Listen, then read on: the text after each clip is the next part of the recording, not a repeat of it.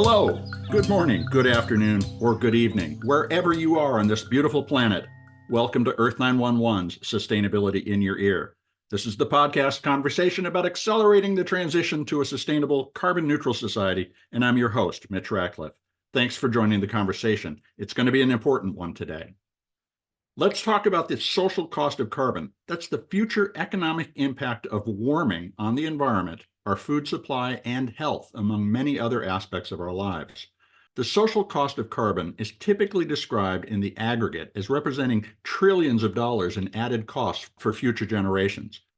Sometimes we put it in terms of a ton of carbon. The Biden administration, for instance, pegs the social cost of a ton of carbon emissions today at $51 per ton, more than 10 times higher than the Trump era's $5 per ton estimate, but far below science-based estimates of $185 per ton, according to researchers at the University of California, Berkeley, and Resources for the Future. So it's hard to imagine the actual impact on any of us or our grandchildren. But last month, Consumer Reports and Breakthrough Energy put numbers on the cost to each American child born in 2024 with research conducted by the global consultancy ICF. They found that an American child born today will experience between $500,000 and $1 million in higher cost of living and reduced income during their lifetime because of climate change. And our guest today is Consumer Reports Senior Policy Analyst for Transportation and Energy, Chris Harto, who led the research for the nonprofit magazine. But the costs don't stop at $500,000 per newborn, as there are many more impacts beyond the economic that will become more severe as temperatures rise. And this has been borne out by research around the world. Students don't do as well in school during extreme heat. The incidence of murder and rape rise in hotter weather. And millions die annually due to extreme heat, which kills more than any other form of environmental disaster. And these negative impacts fall hardest on the poor, whether in the United States or the global South, where climate change will hit hardest. Now, we will just scratch the surface of this important story in the interview, and I urge you to read the report at consumerreports.org. Look for the per-person financial cost of climate change. And now let's get to the conversation after a quick commercial break.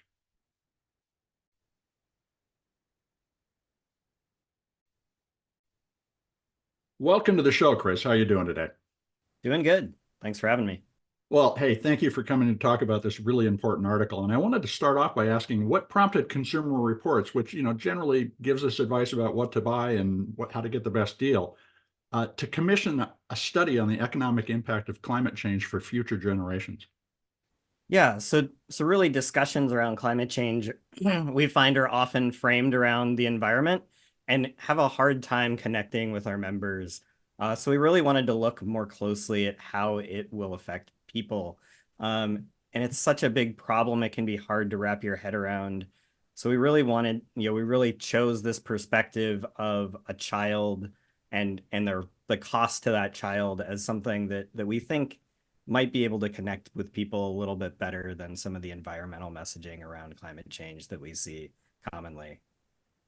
Well, I can tell you as an older reader, it connected with me as well, not just because I've been paying attention to this, but it really made tangible the kinds of impact we're talking about. I mean, it's already hard enough to save to retire. To look ahead at what my grandchildren are facing was really a powerful perspective.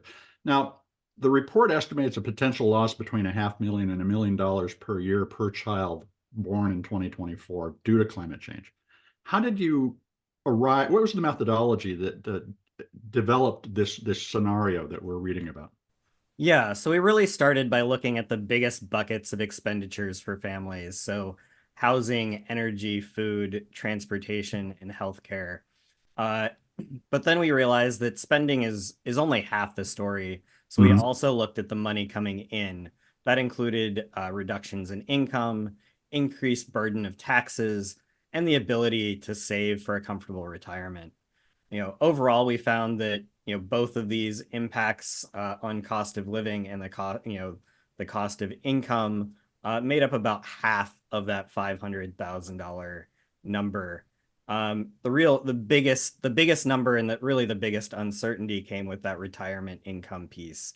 which isn't included in the $500,000 number, but that we estimated could add up to another $400,000 in lifetime cost. The challenge in that is it really depends a lot on people's ability to save in the first place, Right. which is going to be stressed by their cost of living being squeezed on both ends. Well, let's talk a little about how the cost of living will change. And let's start off with housing. Now, you estimate that it'll cost about $125,000 more over the course of a lifetime to simply have a place to live. What contributes to that? Yeah, with housing, a lot of it is really associated with risks from extreme weather and how that affects, you know, home just home repair costs Mhm. and insurance costs. So even if your home over your lifetime is never, significantly damaged by an extreme weather event, whether it's a wildfire or a flood or a hurricane or even a hailstorm that requires you to replace your roof, um, all of those things are going to increase the cost of insurance. So even if your home is never directly affected, the cost of insurance is going to start, getting much more expensive regardless of where you live. Um, and that's just yeah, good. That's the reality. I live in an area where it is difficult to get insurance on a house because of wildfire risk. And Yeah.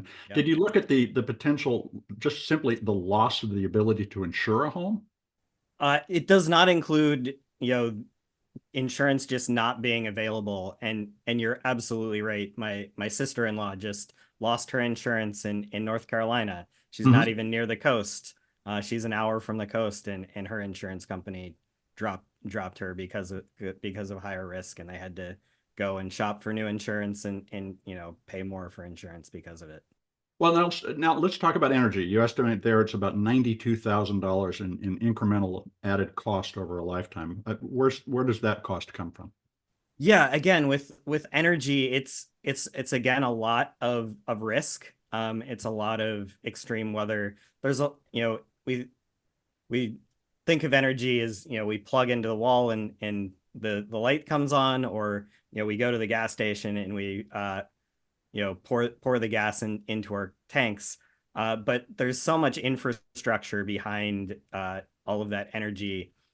Every time there's a hurricane in the Gulf of Mexico, the price of gas spikes Yeah. because almost all of our refineries sit right along the Gulf Coast, right in direct line of hurricanes. So even if they don't get hit by hurricanes, they end up having to be shut down for weeks.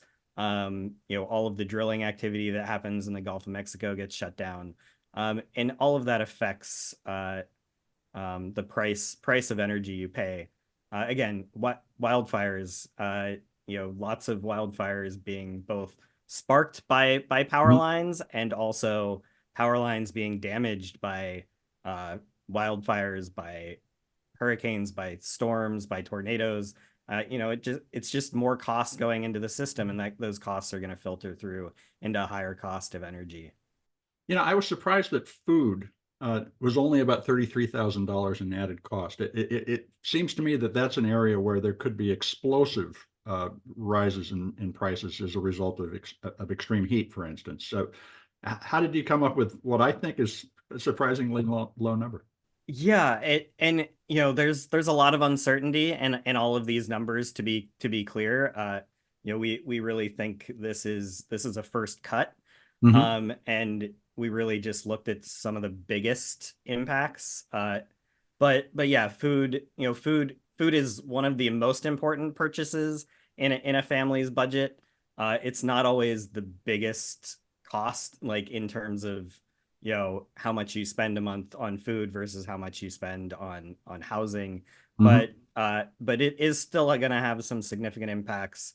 We have changes in weather patterns that are going to add cost to farming sector by affecting yields, by maybe even changing the types of crops that can be grown in certain areas. Hmm. You're going to have more extreme weather events, droughts and floods. Both can damage crops, reduce output, and increase cost. Now, the other area is taxes, which of course is everybody's favorite topic. Uh, how do you project the increased uh, cost of being a citizen in this country? Yeah, so taxes was actually the biggest single number that we came up with outside of that retirement income that we talked about earlier at about $200,000 over the lifetime. And that's really because a lot of the cost of climate change are going to be borne collectively Hmm. by us as a society. Again, damage to infrastructure, recovery, disaster recovery, um, insurance, health insurance, Hmm. flood insurance. All of those are, government programs. And so a lot of these costs are going to end up being collective costs that, ultimately are going to need to be paid for out of taxpayer dollars. And that's just going to require more money coming from citizens paying in. One of the things that was interesting is you created persona to describe different regional impacts. And of course, there's a lot of variability in the impact here. So two questions. One, is there a particular region of the country or regions of the country that you think will be more heavily impacted overall? And tell us how you told those stories using those personas. Yeah, absolutely. The big numbers we've been talking about so far, they're all averages for an American citizen. Hmm. But these impacts are going to be vary quite a bit, depending on region and demographics. So yeah, we told these four stories to kind of flesh that out, in terms of the impacts. The kind of the obvious, most significantly impacted area is probably going to be coastal areas and the Hmm. Gulf Coast, where, bigger, stronger hurricanes are going and sea level rise are going to more greatly impact people. But really, we also wanted to tell the story that, there's impacts no matter where you live. Sure. If you live, if you're a farmer in the Midwest, you may be facing more frequent both droughts and floods. Hmm. If you live out west, wildfires, we're already seeing it. There's more, wildfires are more common.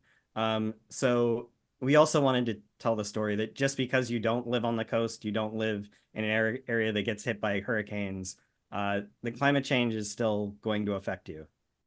Well, the farmer in the Midwest, if the port of Los Angeles is shut down and you sell your apples into the Asian market, you're going to look at higher prices or just simply the inability to sell in the first place. I mean, there's Yeah. so many of these nuanced impacts which make me believe that your numbers are very conservative relative to what the potential actual damages are going to look like. Yeah, absolutely. We do really see this as kind of a first cut and definitely a conservative look at the potential impacts. There's so many kind of compounding factors in Mhm. this that we really just didn't have the time and ability to get into. But, yeah, if your energy costs go up, that filters through to everything else you buy and do. Just as one example. And I'm curious, does that mean that you'll be doing this as a regular element of CR in the future? Or are you working with Breakthrough Energy, for instance, to provide this kind of information on an yeah, it's basis? a good question. We'd love to do more follow on research here. We don't yet have a plan for what's, a set plan for what's next. But we're definitely going to continue to work in the space and continue to try and understand more about what, how climate change is going to affect consumers. I'm curious, as you've been doing this work, have you thought about ways that we could price carbon to accelerate a transition to a lower no emission society? Is that an element of some of the investigation?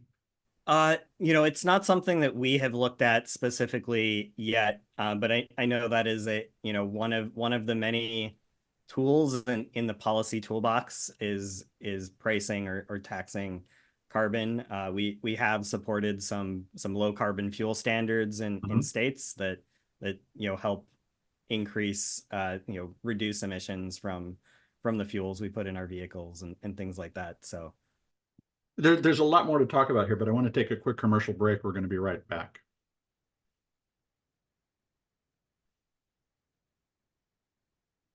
Now let's get back to our conversation with Chris Harto. He is Senior Policy Analyst at Consumer Reports based in Washington, D.C., and we're discussing the article in the April issue of Consumer Reports, Climate Change Could Cost Each American Born Today $500,000.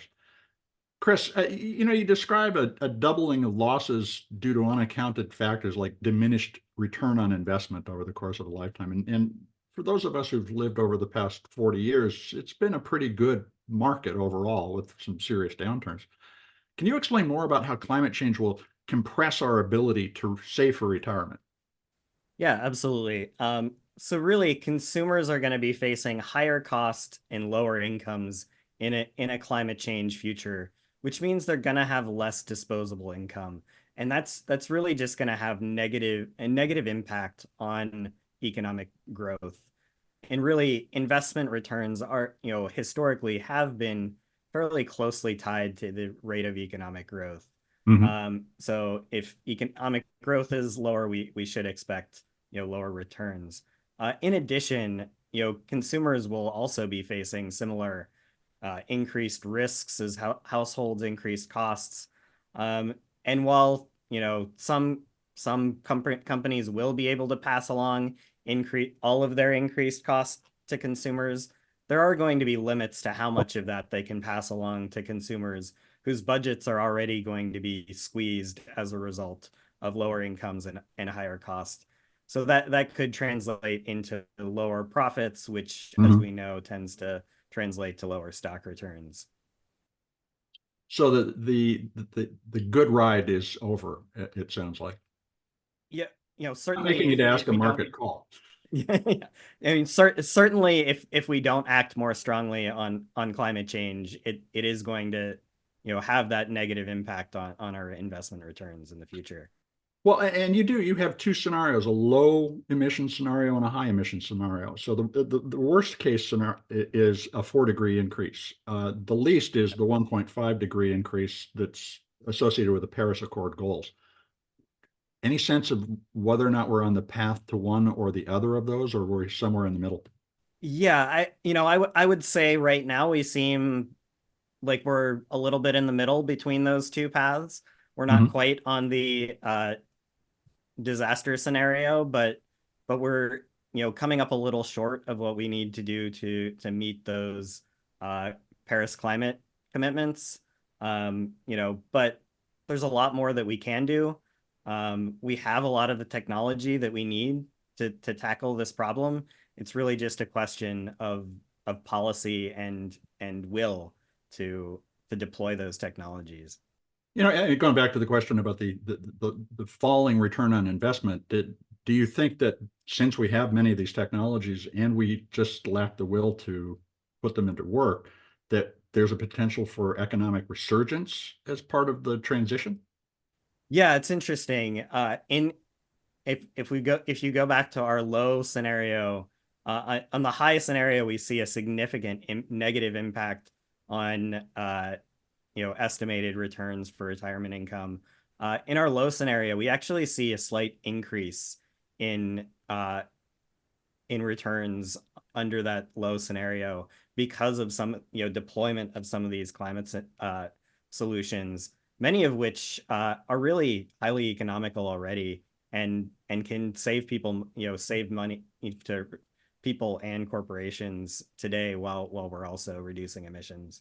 Were there any technologies, and you worked with Breakthrough Energy, which, and for purposes of disclosure, Breakthrough Energy is owned by Bill Gates. And folks, I also, in my day job at Intentional Futures, do some work with Bill Gates. So I want everybody to know Breakthrough Energy is looking at a variety of technologies that might relieve many of the burdens we're talking about. For instance, the advent of fusion, more solar emission, or excuse me, more solar generation. Are there technologies that you think are key to breaking the climate change crisis? I again, I think certainly some of those further off technologies will help a lot, but we can get a long way with a lot of the technologies we already have, which include, solar and wind Mhm. power, increasingly backed up by cheaper batteries that are hooked up to the grid. Um, you know, cleaner cars are one of the best investments that we can make as a society. Um, hybrids, plug-in hybrids, Hmm. electric vehicles, all more than pay for themselves in reduced fuel reduced fuel spending. Um, and those are some of the highest emitting sectors. If we can decarbonize our electricity, if we can drastically reduce the amount of pollution we put out from our cars, um, that gets us a long way. There's some other sectors that are harder to decarbonize, but those two big chunks, I feel like we have most of the technology we need, and we just need to deploy it faster. By reframing this from simply an environmental discussion to an economic one as well, how do you think we can use this information, both as consumers and potentially as an investor, to drive that kind of transition that you're talking about towards something that will both lower the overall impact or even change our society and turn it into a more prosperous, green, and equitable one? Yeah, we're really hoping that using this framing of not just the environmental impact, but the economic impact will help to change the conversation a little bit around climate change. Oftentimes, when climate solutions come up, we talk about the cost it'll be to deploy electric vehicles or deploy Mhm. uh, solar and wind technology, but we never talk about the cost of not doing those things. And we really wanted to be able to counterbalance, yes, it's going to cost some money it's going to take some investment. Most of those investments we see will pay off, not just in reduced environmental impact, but in fuel savings, in reduced energy costs. Um, but but we never look at the cost of doing nothing. We rarely look at the cost of doing nothing, the cost of continuing to do what we're doing today, in burning fossil fuels and polluting our environment. And we really wanted there to be a counterbalance to that cost narrative that opponents of climate action usually lean on to say why we shouldn't do things that are good for the climate. It is. It's a form of short-term thinking that really blinds us to the real consequences and the real costs. One of the other elements of the story, and you touch on this a variety of ways, but can you talk about some of the unquantified effects of climate change that could make this more trying to live through? Yeah. There's so much we know that we don't know yet. This study really just scratches the surface, looking at a few specific impacts in a few specific areas. We didn't really look at any of the bigger systematic risks, like the potential for climate change to result in economic crashes Mhm. or increase in international conflicts or increase the frequency of pandemics, or for climate change to hit important tipping points that greatly magnify the impacts. All these types of events are really difficult to predict, but their impact could really dwarf the more mundane everyday impacts that we tried to quantify in this study. I think it would be interesting to see a series of articles about the hypothetical impact of those different deep consequences, because again, that's, there we're not talking about $1 million. We're talking about something that essentially wipes out the way we think about our life being. Yeah. And you took some really important steps with this story to do so. What are you hoping that readers and policymakers will take away from the report about the urgency and the feasibility of addressing climate change? Yeah, really, that climate change is a big problem, but we have the tools today that we need to address it. And the cost of inaction is far, far higher than the cost of action. What can a reader or a listener to the show do right now as an adult to lower the future cost of climate change for their children or their grandchildren? Yeah, so we're very clear that individuals and consumers can't solve climate change on their own, but they can have an impact. They can have they can reduce their impact on the climate. And at CR we on our website cr.org, we have a lot of good advice on how you can reduce the energy consumption of your home, and good purchasing advice on cleaner cars, whether that's a hybrid, a plug-in hybrid, or a battery electric vehicle. There are options out there that can significantly lower your impact without forcing you to have to change, all of the ways in which you live. So how can folks keep up on what Consumer Reports is doing? I've been a member for years, but tell us about how to join. So check us out at consumerreports.org. And if you're interested in joining with us to work together to help push government and corporations to address climate change, you can also sign up for our action list at cr.org/climate costs 2024. Those are the numbers 2024. That's cr.org/climate cost 2024.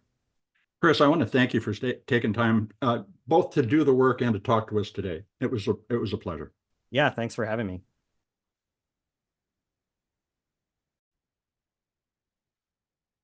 That was my conversation with Consumer Reports Senior Policy Analyst for Transportation and Energy, Chris Harto, about the magazine's April 2024 article, Climate Change Could Cost Each American Born Today $500,000.